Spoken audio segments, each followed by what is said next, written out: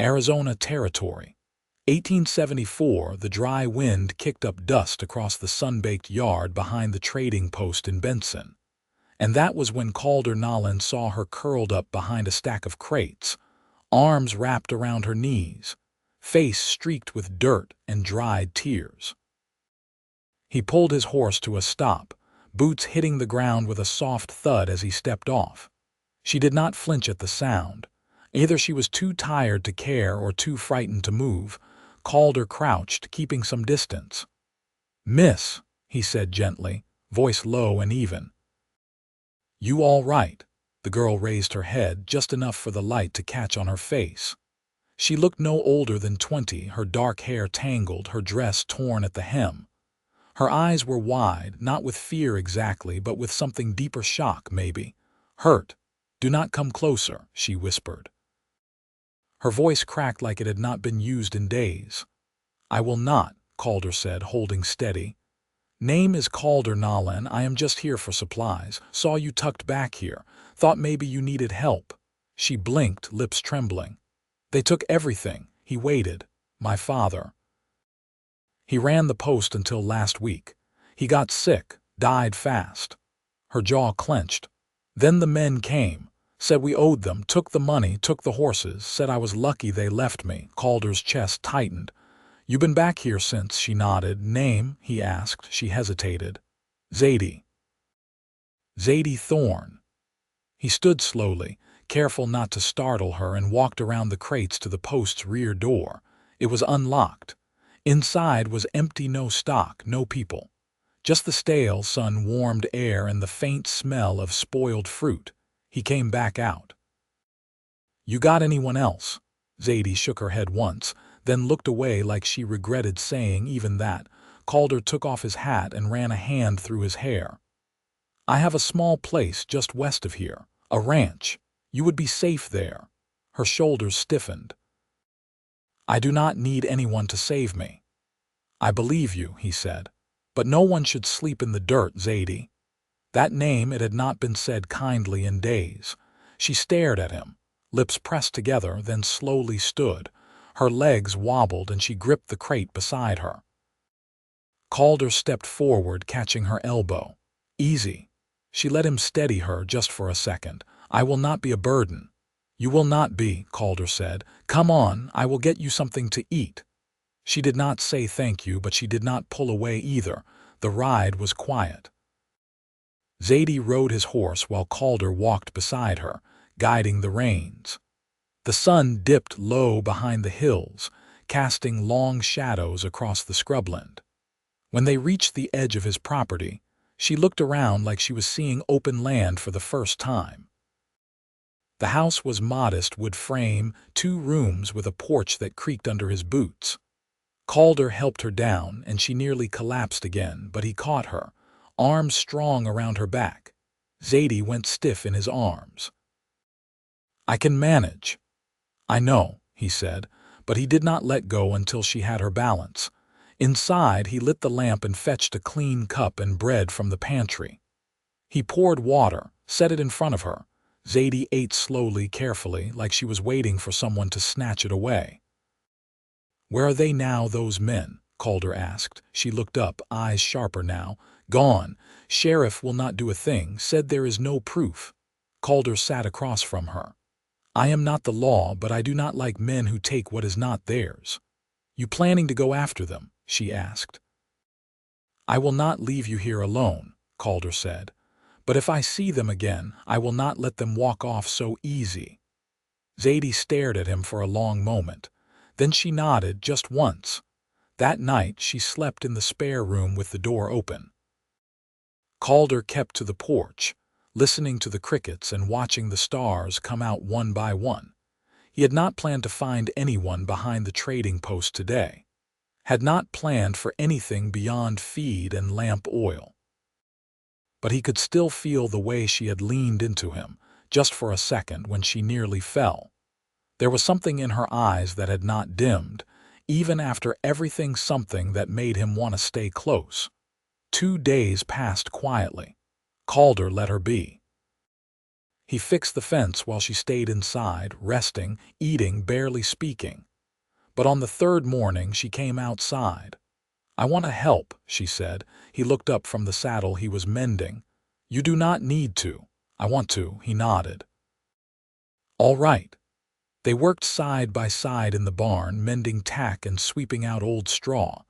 Zadie moved slow but steady.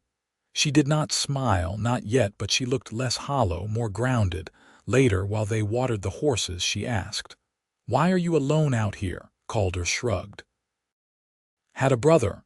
He died in the war. Folks passed not long after. I stayed, built what I could." She looked at him, her expression unreadable. "You are kind. That is rare." He did not know what to say to that, so he just nodded. That night she stood on the porch beside him. The air was cool, the sky clear. "I do not know why you helped me," she said quietly. "Because you needed it," Calder replied. Zadie turned to him. "They left me like I was nothing, like I was just something to throw away." He looked at her then, really looked. "You are not." Her hands trembled. "I do not want to be afraid anymore." He reached out slow, letting her see it coming. When his arm wrapped around her, she did not pull away. She leaned into him, face pressed to his chest, and let out a breath that sounded like it had been trapped inside her for days. "I got you," he whispered. "You are safe here." She held on tighter. The next morning, Calder found her in the kitchen, sleeves rolled up, kneading bread. She looked up with flour on her cheek and something soft in her eyes. "You sleep all right?" he asked. "Yes," she said. "I did." He smiled.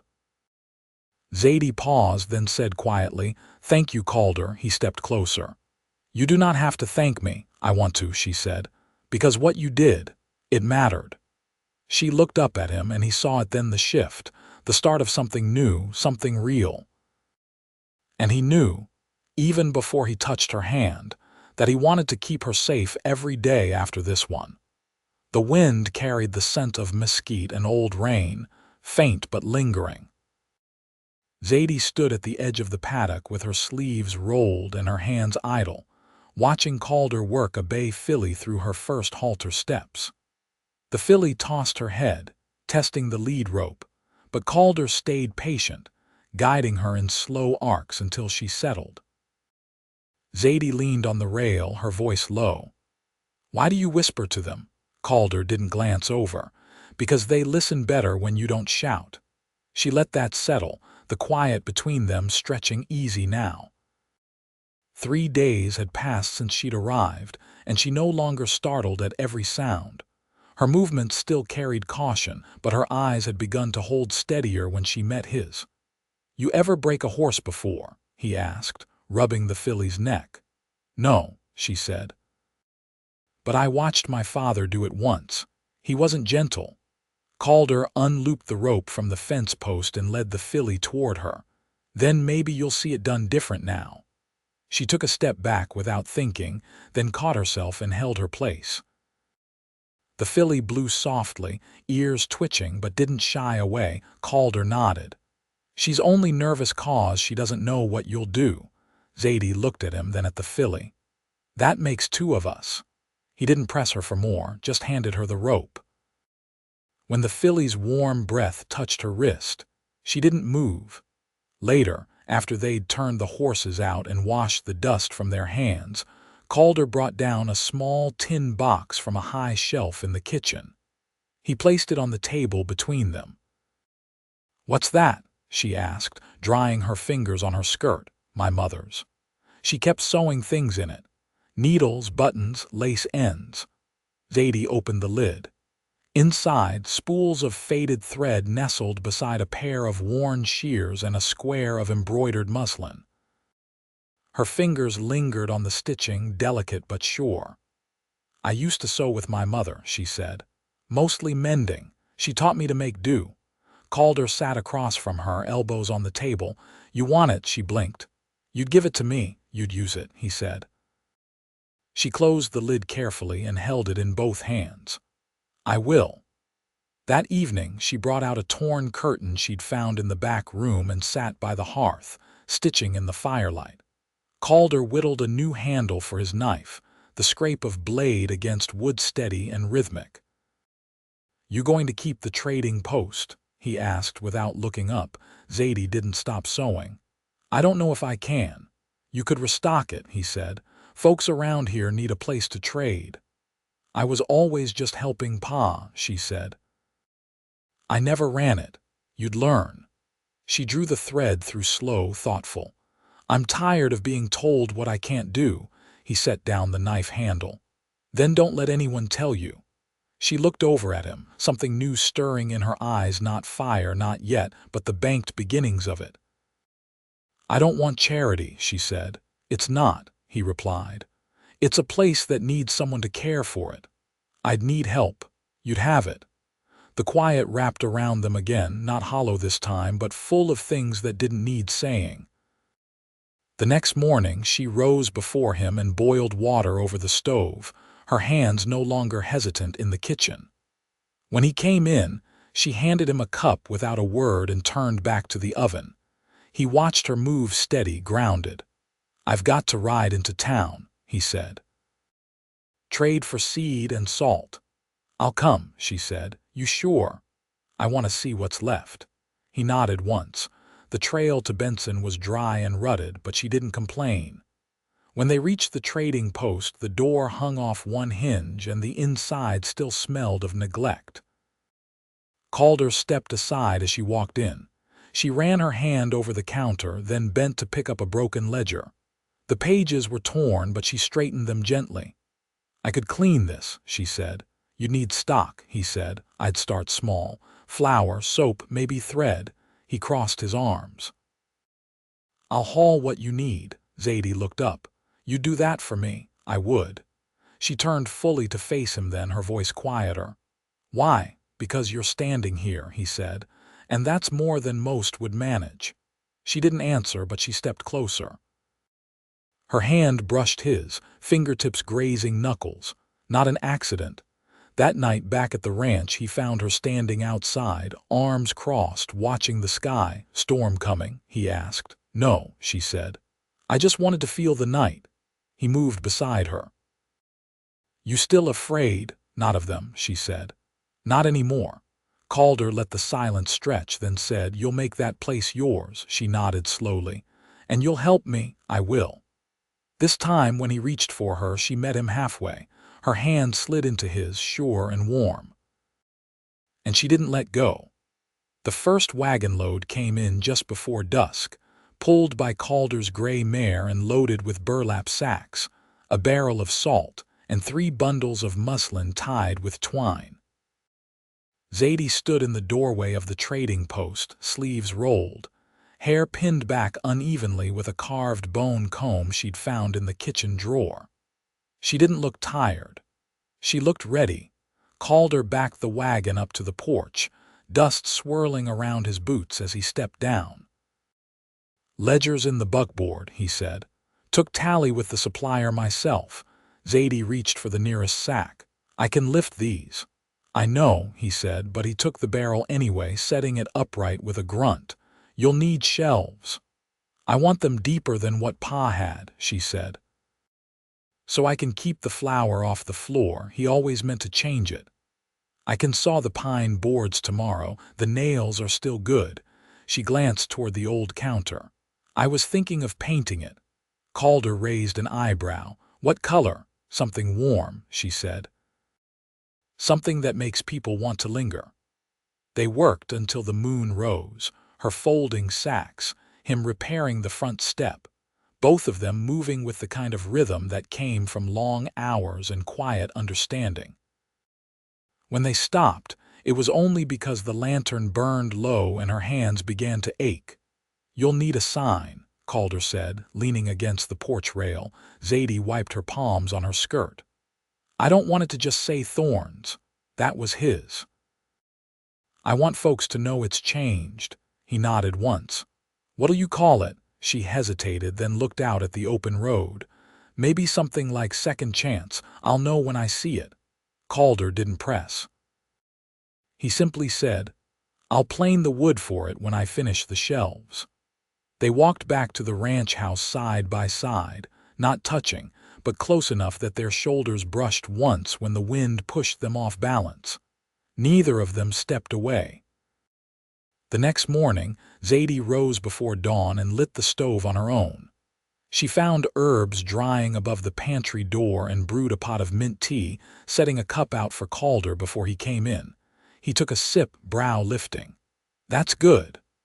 I found it in a jar marked for spring coughs," she said. "Figured it wouldn't kill us," he smiled, a rare, quiet thing. "You'll have a garden by summer." Her hand stilled on the rim of her cup. "I haven't planted since before we came west. The soil back home was darker, easier to turn. You'll manage this one. I want to try tomatoes." "Maybe herbs for dyeing," Calder nodded. "There's cedar ash in the barn, helps keep rust from the water." She looked at him then, not with surprise, but with something steadier. "You know more than most men I've met." "I listen," he said. "And I don't talk more than I need to." That day, they started on the shelves. Calder sawed and fitted while Zadie sanded the edges smooth. Her hands were red by noon, but she didn't stop. When she did, it was only to step outside and watch a hawk ride the wind over the hills. "I used to want to keep moving," she said softly. Calder looked up from his work. "And now," she turned to him. "Now I want to build." He held her gaze, something settling in his chest like a weight he didn't want to lift. "Then I'll help you build it." They finished the first shelf before sunset. Zadie stood back, brushing sawdust from her dress, and nodded once. "That's a start." "It is." She stepped closer. "You always show up, Calder." "I always will." Her eyes didn't waver. "I believe you." He didn't reach for her, not yet, but he didn't look away either. That night she stayed on the porch after he went inside. The wind had changed direction, carrying the smell of damp earth and pine. She closed her eyes and breathed it in. For the first time in longer than she could name, she didn't feel like she was waiting for something to go wrong. Inside, Calder added another log to the fire and set Zadie's sewing tin back on the shelf where she'd left it. He paused, fingers brushing the lid. Then he smiled to himself and let the quiet settle around him, certain now that she wasn't going anywhere. Zadie ran her fingers along the rim of a stoneware jar she'd just unpacked, the glaze cool beneath her touch. The morning was still, the air dry and pale with the promise of heat, and inside the trading post, dust motes drifted like slow-moving snow through the shafts of sunlight slicing down from the front windows. The shelves they'd built now held sacks of cornmeal, lye soap wrapped in paper, glass jars of pickled beans, and bolts of cloth in muted hues. It wasn't full, not yet, but it was no longer empty. She knelt to arrange a row of tin cups below the counter and heard bootsteps on the porch. When she rose, wiping her hands on her skirt, Calder was there in the doorway, holding a rolled sheet of parchment. He stepped inside and unrolled it on the counter between them. "I stopped by the printers in Dragoon," he said. "Had this drawn up." Zadie leaned over the paper. It was a signed design, hand-inked, the letters clean and simple, Thornfield Mercantile. Beneath that, in smaller script, it read, "Goods, provisions, and honest trade." She traced the edge of the sketch. "You remembered my mother's name." He nodded once. "You said you were both taught to make do." "Figured this place came from both of you." Her voice was quiet. She'd have liked that. Then, firmer, "I do." Calder lifted the design and set it aside. "I can carve it into the old cedar board, hang it once it's sealed." Zadie looked toward the front window. "I've been thinking about opening just once a week at first. Let folks get used to coming back." "They will," Calder said. "Word's already traveling. I heard it at the Smiths. Someone mentioned the post was being fixed up." She lifted her gaze. "I haven't seen anyone from town since that day. They're watching, waiting to see if you'll stay." "I will." He studied her then, not with hesitation, but with something measured. "There's something else." Zadie tilted her head. "What is it?" Calder reached into his coat pocket and pulled out a folded envelope. Came in the mail with the ledger paper. Addressed to your father, but from what I made of it, it was sent weeks back. Might matter to you. She took it, fingers brushing his. The envelope was creased, the ink faded at the edges. She opened it slowly and read in silence. When she looked up, her mouth had set into a firm line. It's from a man in Tucson. Said Pa promised him a shipment of cottonseed oil and molasses. Paid for it up front. Did he ever send it? No. Her hand curled around the letter. He meant to, but after he took ill, he couldn't keep up with the orders. I didn't know about this one. Calder watched her. You want to make it right? Yes. I'll help you load the wagon. That afternoon, they measured out the goods from her fresh store, wrapped them in burlap, and tied them tight with thick rope. It wasn't a full shipment. She didn't have the oil, but she packed 2 sacks of flour and a jar of hard candy, tucked in with a note written in her own hand. As the sun dipped low, they stood side by side in the barn, fitting the bundles into the wagon bed. You sure you want to ride out tomorrow? He asked. I need to, she said. If I'm going to run the post, I have to face the ones who remember what happened here. I'll ride with you. Zadie didn't look at him, but her voice was steady. I know. The next morning, they started early. The road turned rough past the riverbed, and the wagon jostled hard over roots and stone. Zadie held the reins, her jaw set, her eyes forward. When Tucson came into view in the late afternoon, they pulled up outside a narrow storefront with a faded awning and a man sweeping dust from the stoop. He straightened when he saw them. You're Thorne's girl, he said. Zadie climbed down. My name's Zadie. My father passed. I came to settle the account. The man glanced at Calder, then back at her. Didn't expect to hear from anyone. I brought what I could, she said, and handed over the letter. There's a note inside. The man read it, then looked up, slower this time. This is more than fair. Zadie met his gaze. I'm trying to rebuild what he left behind. He nodded. Then I hope you do. Back in the wagon, Calder waited until they were on the open road again before he spoke. You didn't have to do that.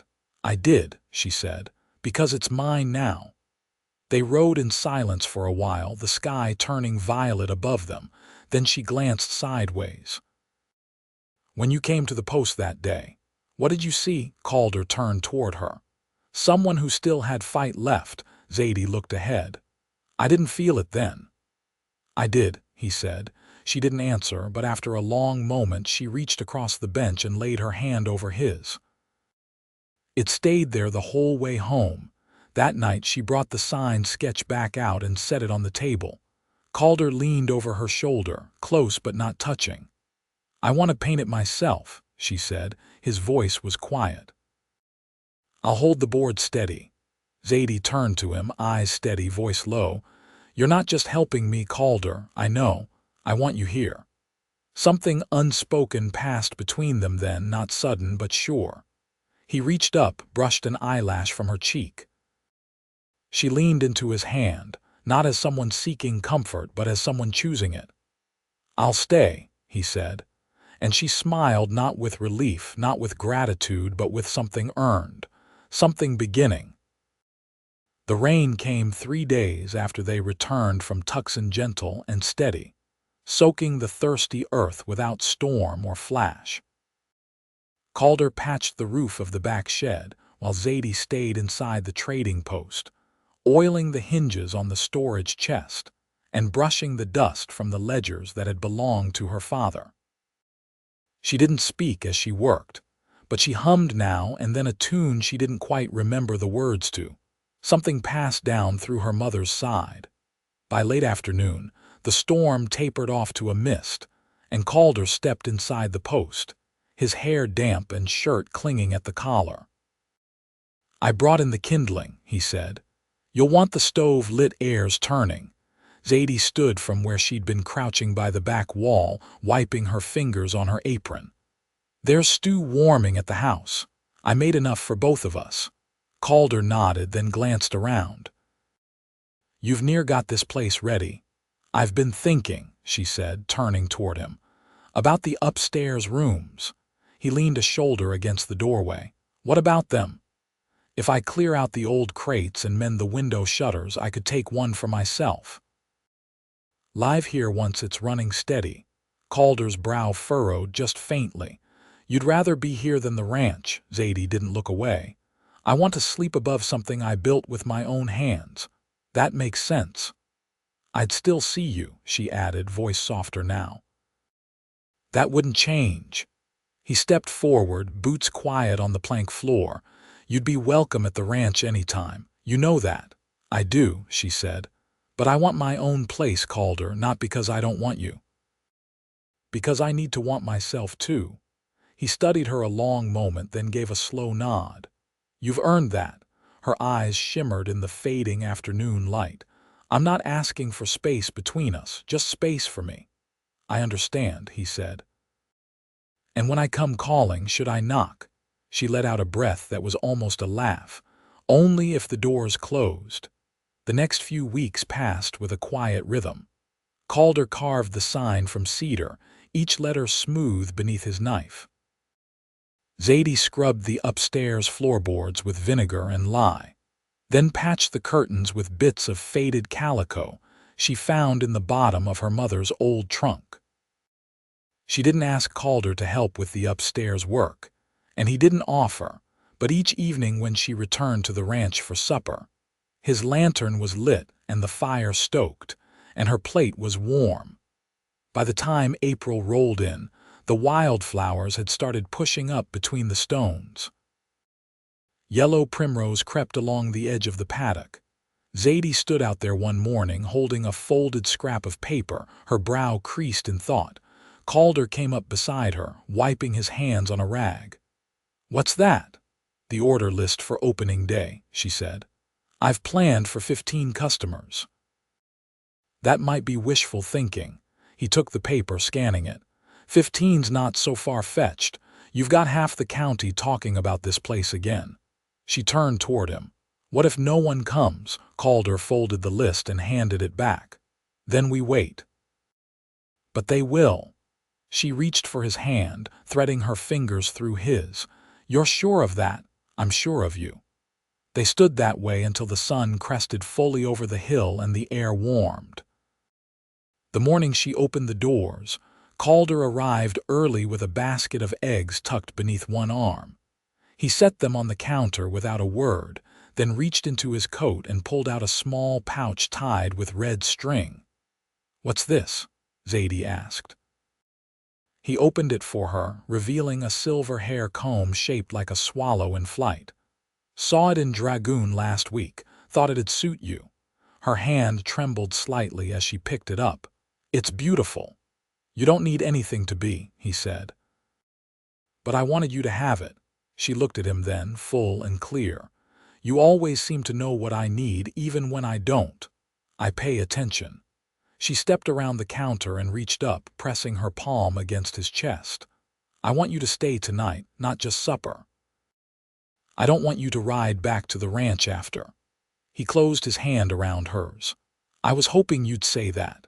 By mid-afternoon, the bell above the door rang for the first time in over a year. It was the blacksmith's wife, bringing her daughter in for buttons and thread. Then came an older couple from the edge of the valley and a young man needing salt and lamp oil. By sundown, the ledger held 12 entries. I was wrong, Zadie said, closing the book. It wasn't wishful thinking. You built something good, Calder said. That night, she set 2 plates on the small table upstairs and poured cider into clay cups. The room smelled of wood smoke and lavender. After they ate, she lit the lamp and sat beside him on the bed, the comb still in her hair.